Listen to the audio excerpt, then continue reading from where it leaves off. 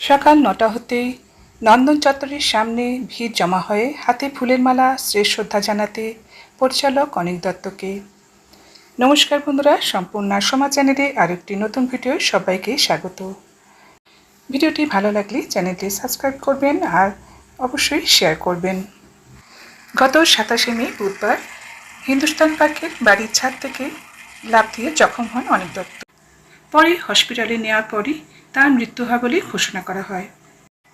পরিচালক অনিক দত্তের মেয়ে ঐশী দত্ত সুইডেনে থাকেন। সকলেই তার দেশে আসার অপেক্ষায় অধীর আগ্রহে ছিলেন। দেশে ফেরার পর ঐশী এবং তার প্রাক্তন স্ত্রী দুজনে মিলে গিয়ে তার বাবাকে শেষ শ্রদ্ধা জানিয়ে আসেন। কন্যা ঐশী এবং প্রাক্তন স্ত্রী সন্ধির কথা অনুযায়ী শববাহক গাড়ি মরদেহ নিয়ে উপস্থিত হয় নন্দন চত্বরে।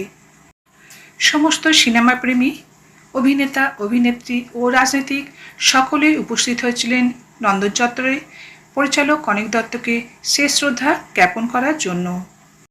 ফুলের মালা হাতে সকলে চোখের জলে তাকে শেষ শ্রদ্ধা জ্ঞাপন করেন।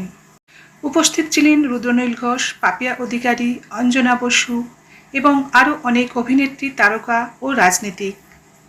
কন্যা ঐশী ও প্রাক্তন স্ত্রী সন্ধির কথা মতো নন্দন চত্বরে রাখা হয়েছিল একটি ফটো।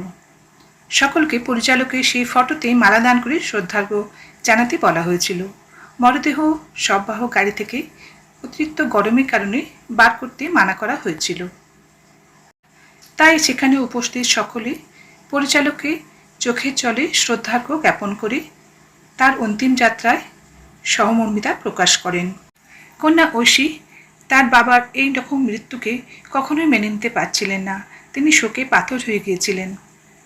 সেখানে উপস্থিত সমস্ত সিনেমাপ্রেমী ও গুণমুগ্ধরা পরিচালক অনিক দত্তের এভাবে চলে যাওয়াটাকে মন থেকে একদম মেনে নিতে পারছিলেন না। সকলেই ছিলেন বেদনাবিধুর ও শোকাহত।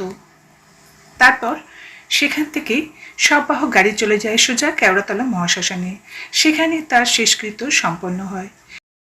কন্যা ঐশী তার এই শেষকৃত্যের সময় তার পাশে ছিলেন।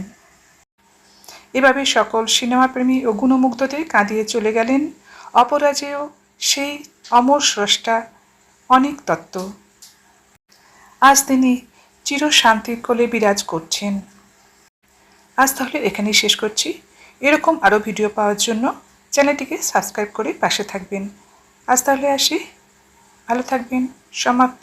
ধন্যবাদ।